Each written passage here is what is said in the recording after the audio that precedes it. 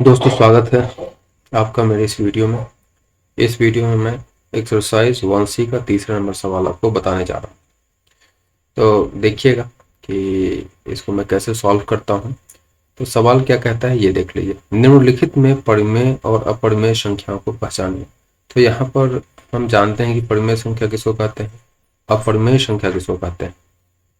तो उसके आधार पर हमको देखना है कि जो दिया हुआ संख्या है वो परिमेय है या अपरिमेय है। ये संख्या जो है √16 है। तो √16 जो है, तो किसी भी संख्या के परिमेय या अपरिमेय होने की जो परिभाषा है उसको एक बार हम दोहरा लेते हैं। कोई भी दिया हुआ संख्या अगर इस फॉर्म में है, ठीक है, तो सबसे पहले हम देखेंगे कि स्क्वायर रूट के अंदर का जो संख्या है वो 0 से बड़ा है या नहीं। दूसरा कंडीशन ये देखेंगे कि जो स्क्वायर रूट के अंदर का संख्या है वो पूर्ण वर्ग है या नहीं। ठीक है, अगर स्क्वायर रूट के अंदर का संख्या जो है वो धनात्मक है और पूर्ण वर्ग है तो संख्या परिमेय होगा। अगर स्क्वायर रूट के अंदर का संख्या 0 से बड़ा है और पूर्ण वर्ग नहीं है तो संख्या अपरिमेय होगा। तो किसी भी संख्या के पूर्ण वर्ग होने का कंडीशन क्या है, तो मैंने नीचे लिखा हुआ, आप इसको एक बार देख लें, नोट भी कर लें, आपके लिए मैंने लिखा है, ज़्यादा आसानी रहेगी। यहाँ पहला कंडीशन दिया हुआ है, √a एक अपरिमेय संख्या होगी यदि a बड़ा है 0 से, मतलब ये धनात्मक है, और a एक पूर्ण वर्ग परिमेय संख्या न हो और a को पूर्ण वर्ग परिमेय संख्या नहीं होना होगा। अब पूर्ण वर्ग संख्या किसे कहते हैं सो देख लेते हैं। वैसी संख्या जिसका वर्गमूल एक पूर्ण संख्या होती है पूर्ण वर्ग संख्या कहलाती है, जैसे 25, क्योंकि 25 का वर्गमूल 5 है एवं 5 एक पूर्ण संख्या है। तो हमने ये देख लिया कि पूर्ण वर्ग संख्या किसे कहते हैं और किसी भी संख्या के परिमेय या अपरिमेय होने का कंडीशन क्या है। यहाँ पर 16 जो है एक पूर्ण वर्ग संख्या होगा, क्योंकि 16 का जो वर्गमूल है वो क्या है, 4 है। 4 एक पूर्ण संख्या है। तो हम फिर से एक बार देख लेते हैं कि 16 है वो धनात्मक है और इसका जो वर्गमूल है वो एक पूर्ण संख्या है, अर्थात जो √16 में जो संख्या √16 जो है वो एक परिमेय संख्या होगा। ठीक है, क्योंकि √16 में 16 एक धनात्मक संख्या है और 16 जो है वो एक पूर्ण वर्ग संख्या है। अगर इसी में ये जो रूट अंडर के अंदर का संख्या है वो पूर्ण वर्ग नहीं होता, जैसे 15 अगर होता तो ये अपरिमेय संख्या हो जाता। ठीक है, √15 इसी में अपरिमेय हो जाए, √15 अपरिमेय हो जाएगा। ठीक है, इसी में अगर √25 होगा तो ये पूर्ण वर्ग संख्या है, इसका वर्गमूल एक पूर्ण संख्या है जो कि 5। ये क्या हो गया, परिमेय संख्या। ठीक है, इसी में √16 होगा, ये हो जाएगा अपरिमेय। ठीक है, तो ये आपको समझ में आ रहा होगा कि किस कंडीशन में परिमेय होगा और किस कंडीशन में ऐसा दिया हुआ संख्या अपरिमेय होगा। तो चलिए अगला सवाल देखते हैं। मैं इसको थोड़ा सा क्लीन कर देता हूँ, इस स्पेस को। ये हमारा यहाँ आंसर हो जाएगा। अब यहाँ देख लेते हैं जो सवाल बी है उसमें क्या कर रहा है, क्या √6 एक परिमेय है या अपरिमेय।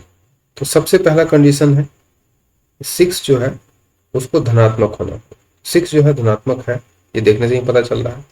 दूसरा देखना है कि 6 जो है वो पूर्ण वर्ग संख्या है या नहीं। तो 6 जो है उसका वर्गमूल जो है वो एक पूर्ण संख्या नहीं है।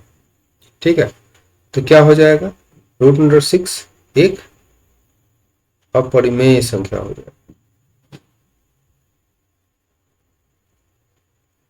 किसी भी संख्या के अपरिमेय होने के लिए रूट अंडर के अंदर की संख्या को क्या होना होगा, 0 से बड़ा होना होगा एवं जो रूट अंडर के अंदर का संख्या होगा उसको पूर्ण वर्ग नहीं होना होगा। तो 6 पूर्ण वर्ग नहीं है और 0 से बड़ा है, इसलिए अपरिमेय हो जाए। यहां भी देख लेते हैं, जो 7 है वो पॉजिटिव है क्योंकि 0 से बड़ा है। दूसरा कंडीशन क्या है, 7 को जो है पूर्ण वर्ग नहीं होना होगा। तो 7 का अगर वर्गमूल निकालते हैं तो ये पॉइंट में आ जाएगा, इसका मतलब ये पूर्ण वर्ग संख्या नहीं है, इसलिए दूसरा भी कंडीशन जो है सो मेट हो गया। 7 पूर्ण वर्ग संख्या नहीं है। क्या हो जाएगा ये, अपरिमेय।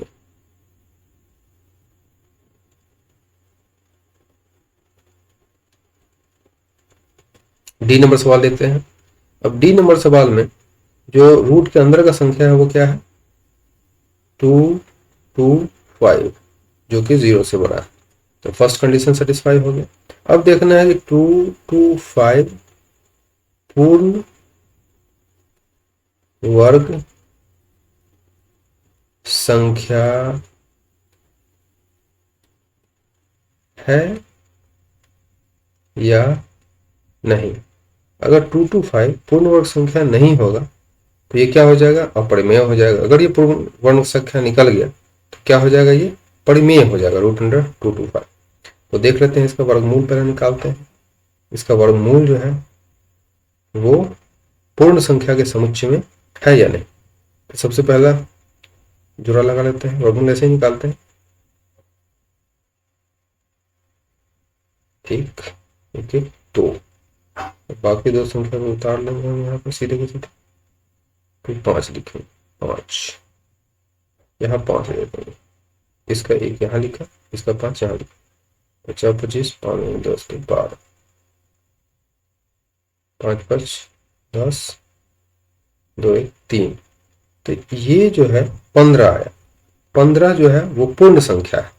225 का वर्गमूल 15 आया, 15 एक पूर्ण संख्या है, इसलिए ये क्या हो जाएगा, पूर्ण वर्ग संख्या हो जाएगा 225, इसलिए ये क्या हो जाएगा, परिमेय हो जाएगा। अब ई नंबर देखते हैं। ई नंबर जो है एक शांत दशमलव विस्तार है। इसका जो भी परिमेय संख्या जिसका हमने दशमलव विस्तार निकाला है वो शांत है। तो जैसे ही दशमलव विस्तार अगर शांत हो जाए तो कुछ नहीं सोचना है, सीधा संख्या को कह देना है परिमेय। अब एफ नंबर देखते हैं। एफ नंबर में क्या है, अब यहां देखते हैं कि दशमलव विस्तार अशांत है। पहला जो है वो हो गया हमारा अशांत, क्योंकि डॉट डॉट डॉट दिया हुआ। दूसरा जो है 5 3 4 2 7 3 6 8 4 2 9 3 2 1 7 6 5। ये जो दशमलव विस्तार है जिस किसी भी संख्या का यहाँ निकाला हुआ दशमलव विस्तार, ये आवर्ती नहीं है, अनावर्ती है। अनावर्ती अनावर्ती है कि दोनों कंडीशन जो मिल रहा है वो किसके लिए मिल रहा है, वो अपरिमेय संख्या के लिए मिल रहा है। तो ये हमारा दिया हुआ संख्या क्या हो जाएगा, अपरिमेय हो जाएगा। चलिए अब अगला सवाल देखते हैं। इतना आपको समझने में कोई दिक्कत नहीं होना चाहिए, मैं बहुत ही धीरे धीरे आराम से आपको बताया मैंने, तो इतना आपको अच्छे से समझ में आ गया होगा। 4 नंबर क्वेश्चन ये कह रहा है कि परिमेय संख्याएं ए में दिया हुआ है 2/9, बी दिया हुआ है 23/7, सी दिया हुआ है 13/125 और डी दिया हुआ है 7/30 को दशमलव रूप में बदलने पर, मतलब इसको दशमलव रूप में हमें बदलना है, कौन सा शांत दशमलव में होगा जांचे। कौन सा शांत दशमलव में है, मतलब जिसका शेषफल 0 आए। अब हमको क्या करना होगा, एक एक संख्या को उठाएंगे, एक एक परिमेय संख्या को उठाएंगे, उसके अंश में हर से भाग देंगे और जिस जिस संख्या का भाग प्रक्रिया करने के बाद शेषफल 0 आएगा वही हमारा शांत दशमलव संख्या होगा। तो यहाँ देख लेते हैं, सबसे पहला जो ए नंबर है उसका यहाँ पर 2 में भाग देना है 9 से। तो 2 छोटा है 9 से, तो सबसे पहले एक 0 दे करके पॉइंट दे देंगे।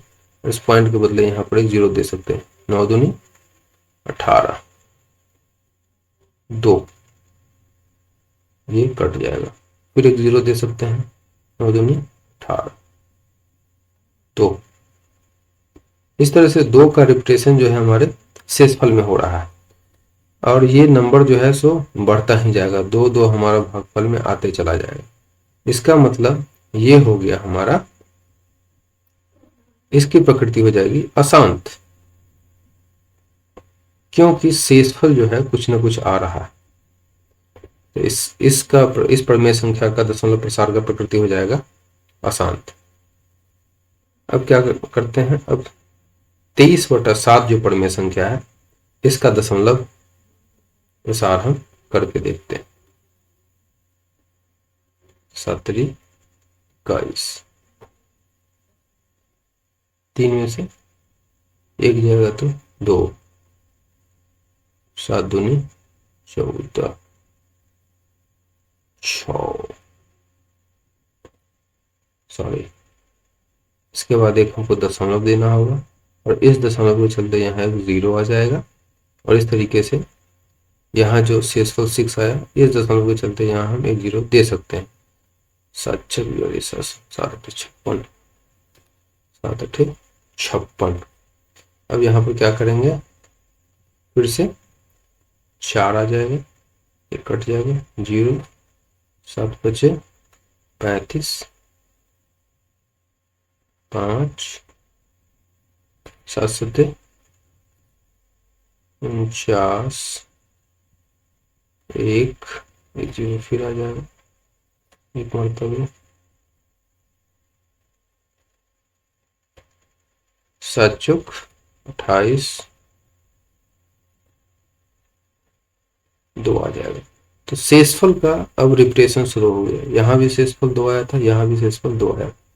तो इसके बाद संख्या की फिर से पुनरावृत्ति शुरू हो जाएगी। तो यहाँ पर जो है ये आवर्ती है और अशांत है, क्योंकि हम जितना और भाग देते जाएंगे ये संख्या उतना आते चला जाएगा।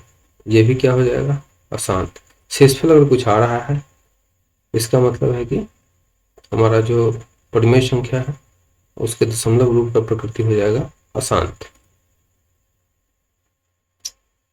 अब यहाँ देख लेते हैं, 13 में भाग देंगे 125 से। 125 बड़ा है 13 से, बहुत बड़ा है। यहाँ एक दशमलव दे देंगे, तो यहाँ 0 हम लिख सकते हैं, 0 पे देंगे, सॉरी 0 पॉइंट, ठीक है। अब एक बार में यहाँ क्या आ जाएगा, 5 आ जाएगा। अब ये कट गया, ये कट गया। अब इस दशमलव के चलते हम यहाँ क्या लिख सकते हैं, एक 0 लिख सकते हैं। लेकिन अभी भी ये छोटा है, तो क्या करेंगे, फिर एक 0 दे देंगे, फिर हम यहाँ एक 0 लिख सकते हैं। 25 चौका 25 चौक 100, 4 1 5। यहाँ पर जो हमारा भागफल मिल रहा है उसकी प्रकृति जो है शांत है, क्योंकि शेषफल हमारा यहाँ पर 0 आ रहा है। तो यहाँ पर जो हमारा परिमेय संख्या है उसके दशमलव रूप की प्रकृति क्या होगी, शांत होगी। अब यहाँ देख लेते हैं, 7 में भाग देंगे 30 से, यहाँ पर 0 देकर के एक दशमलव दे देंगे, जिसके चलते यहाँ 0 लिख सकते हैं। चूंकि 7 जो है 30 से छोटा है, इसलिए हमको ऐसा करना पड़ा। 30 दूनी 60, 0 1, 3 तिया 9, मतलब 90 हो गया। 0 1 कट गया, 0 3 तिया 9। अब यहाँ से नंबर का रिपीटेशन शुरू हो गया, और ये आता ही चला जाएगा, ठीक है। इसको हम कुछ ऐसे लिख सकते हैं, ठीक है। तो यहाँ भी हमारा जो परिमेय संख्या है उसके दशमलव रूप का प्रकृति क्या हो जाएगा, अशांत। अब यहाँ क्या कह रहा है सवाल, को देख लेते हैं। परिमेय संख्या इतना इतना इतना इतना इतना को दशमलव रूप में बदलने पर कौन सा शांत दशमलव में होगा। तो हमारा ये जो है सी नंबर शांत दशमलव में होगा। तो यही सी नंबर हमारा आंसर हो जाएगा। ई जो है वो ई शांत दशमलव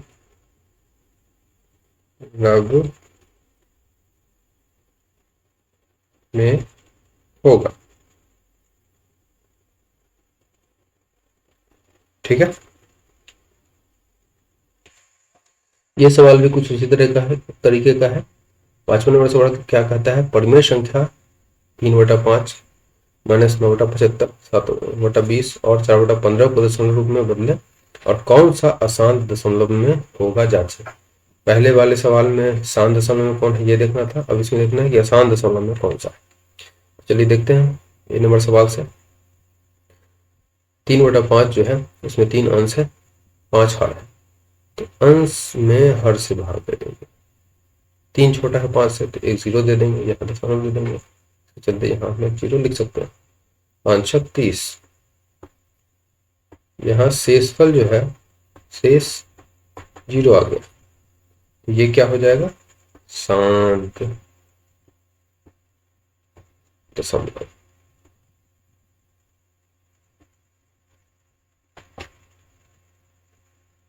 नौ बटा 75, माइनस साइन को बाद में देख लेंगे। यहाँ पे 9 छोटा है 75 से, तो यहाँ 0 के बाद 100 समझ दे देंगे, जिसके चलते यहाँ 1 0 लिख सकते हैं। एक बार में लगा के देखेंगे, 10 में से 5 जाएगा तो 5, 8 में से 7 जाएगा तो 1, इधर समय के चलते यहाँ पे 1 0 लिख सकते हैं। 75 गुना 150 150। तो इस परिमेय संख्या का भी जो दशमलव विस्तार है वो क्या है, वो शांत दशमलव में, क्योंकि शेष फल जो है वो 0 है। शेष फल बराबर है 0, शेष फल बराबर है 0। शांत दशमलव।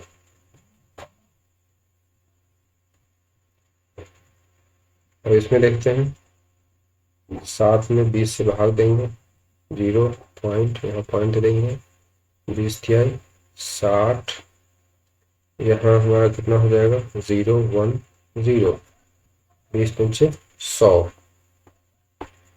यहाँ भी शेषफल हमारा क्या है,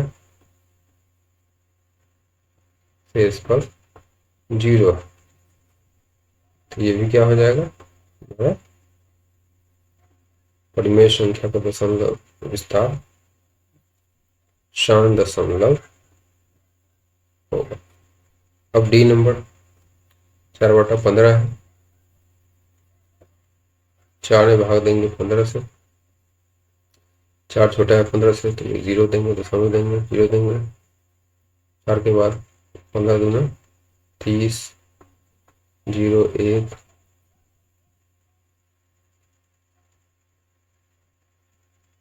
15 छक्का 90, 0 1। अब यहाँ पर फिर से जो है शेषफल का रिपीटेशन चालू हो गया। इसका मतलब इसके बाद जो भी संख्या है वो 666 आते जाएगा।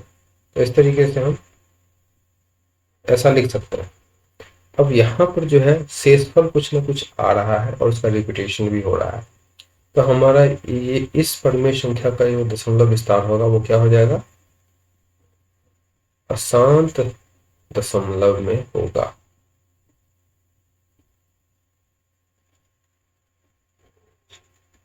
और प्रश्न के हिसाब से हमारा उत्तर जो है डी नंबर ही होगा। ठीक है,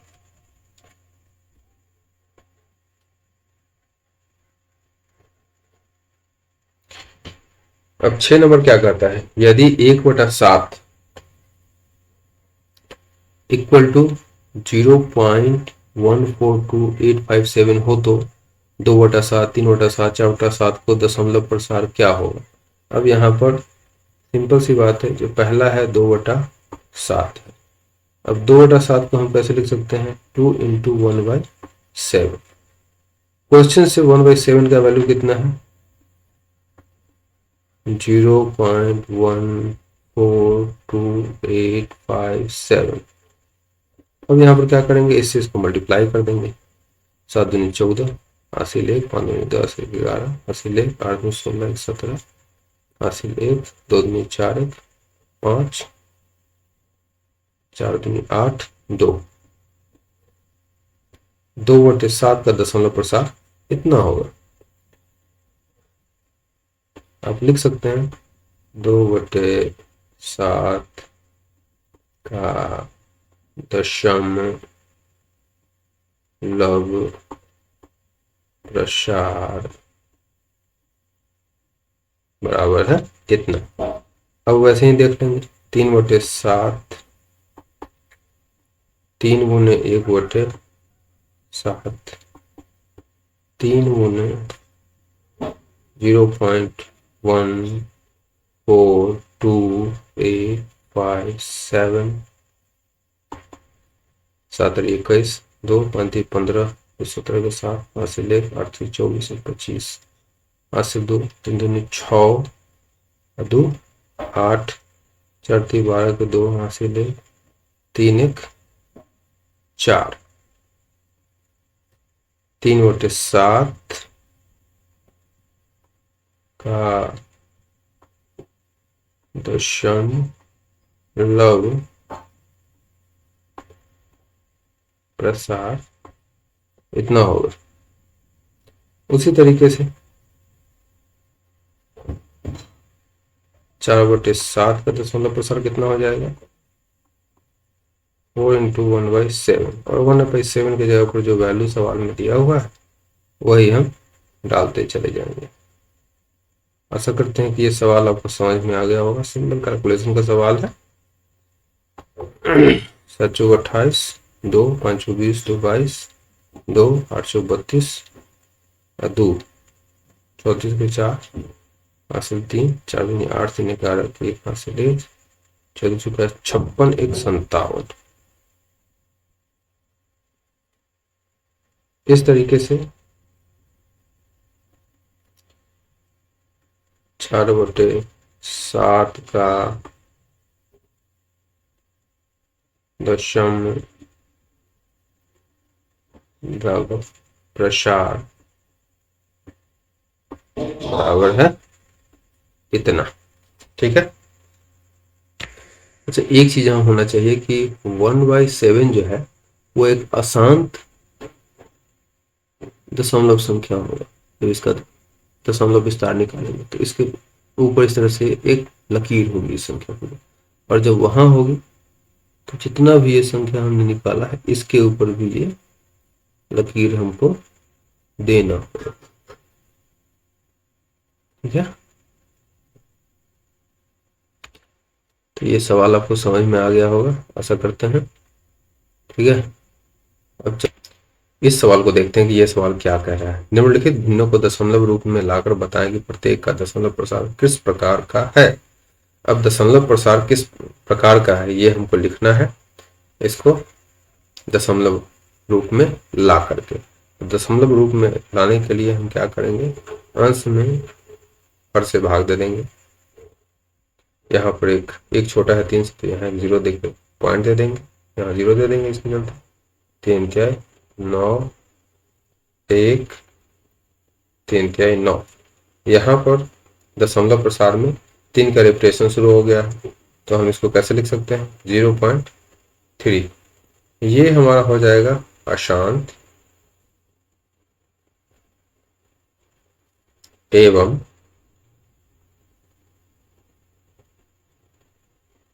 आवर्ती।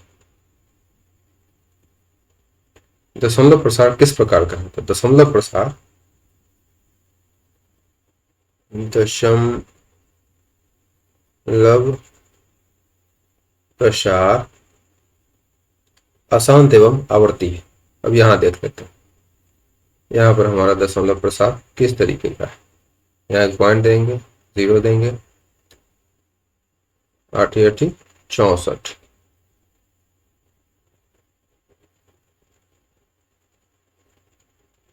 यहाँ पे 6 हो जाएगा, कट गया,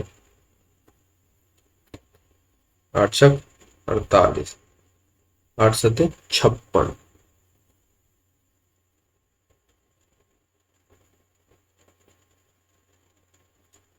8 पंचे 40।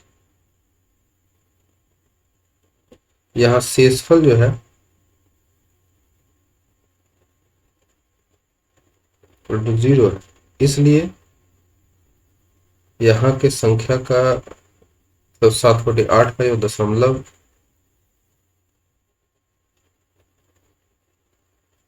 प्रसार है वो शांत।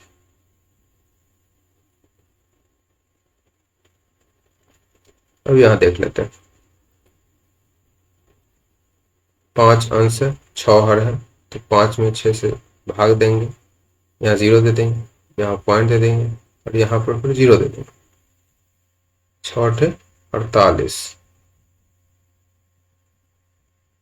2 छतरी 18, 2। अब यहाँ पर शेषफल में रिपीटेशन चालू हो गया, शेषफल 0 नहीं है और यहाँ पर क्या है 3 3 आते जाएगा। तो इसका जो दशमलव प्रसार होगा उसको हम कुछ इस तरीके से लिखेंगे और यहाँ जो दशमलव प्रसार का जो प्रकृति होगा, दशमलव प्रसार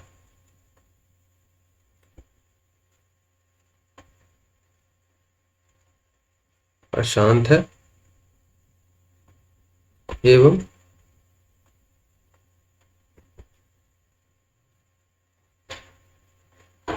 आवर्ती।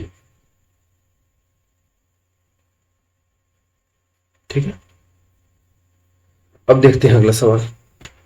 अगले सवाल में हमको भाग देना है 36 में 100 से, पॉइंट देंगे, 0 लिखेंगे, 3 मरतबे 300 हो जाएगा, 0 6 जो कट जाएगा, यहाँ 0 आ जाएगा, ये 6 का मतलब 6 मरतबे आ जाएगा, 0 0 0। शेष फल हमारा यहाँ 0 है, तो दशमलव प्रसार कैसा होगा,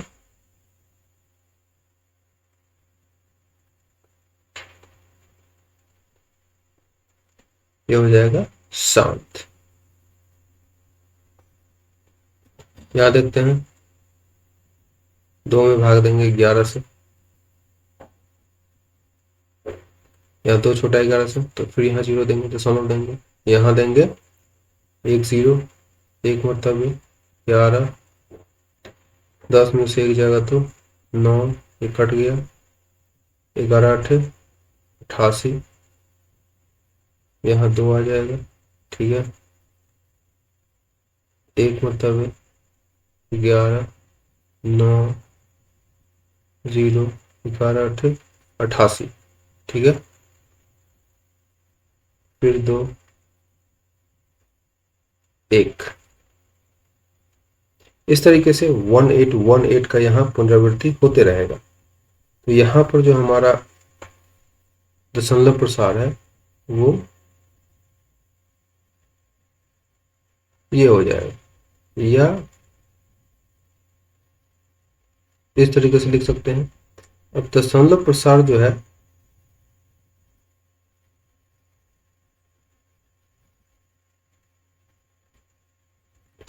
अशांत है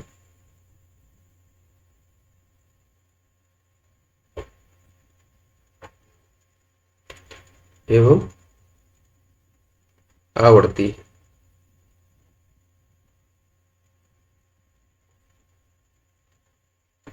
यहाँ देखते हैं, यहाँ 10 में भाग देना है 3 से, यहाँ पे 3 3 9 हो जाएगा।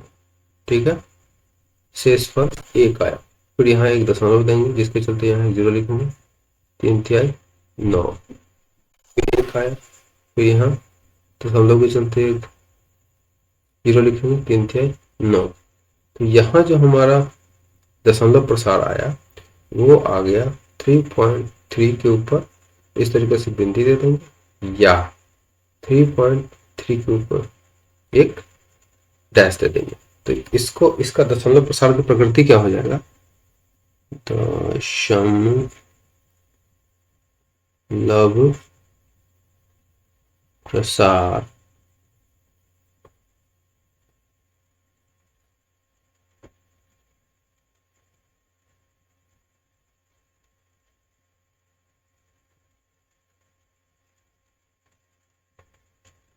अशांत है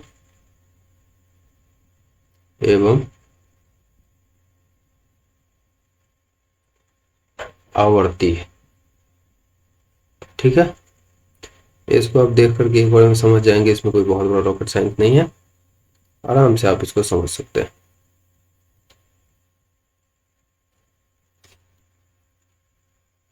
यहीं पर हम अपना वीडियो समाप्त कर रहे हैं।